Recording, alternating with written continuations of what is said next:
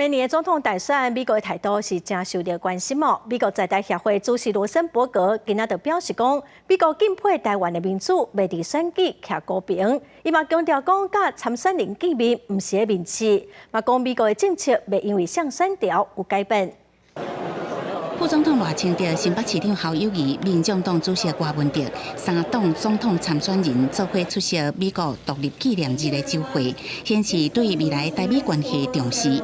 AIT 主席罗森伯格也向媒体询问对台湾大选的看法。伊讲，对台湾的民主伊真敬重，袂伫大选选孤一人，也反对境外势力的干涉。It's not in any way about interviewing them. Whoever the Taiwan people elect as the next leader is somebody who the United States intends to continue to partner with closely. Our policy is not going to change. 罗森伯格讲，美国政策袂因为向执政来改变。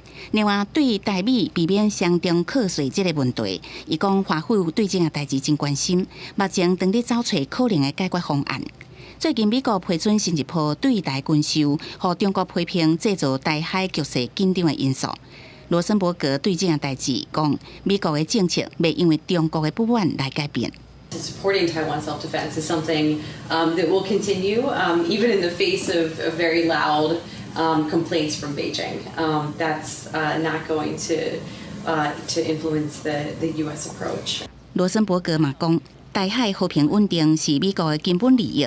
美国参谋首长联席会议前主席穆伦伊也讲，美国应该爱支持台湾，阻挡中国，让习近平知影武力攻台无胜算。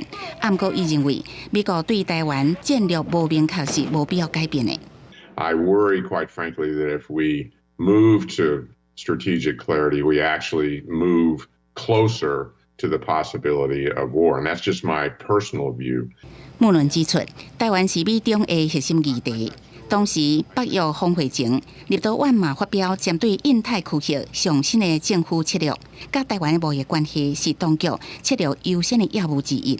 佮批评中国独裁挑拨，展现挺台湾的态度。记者综合报道。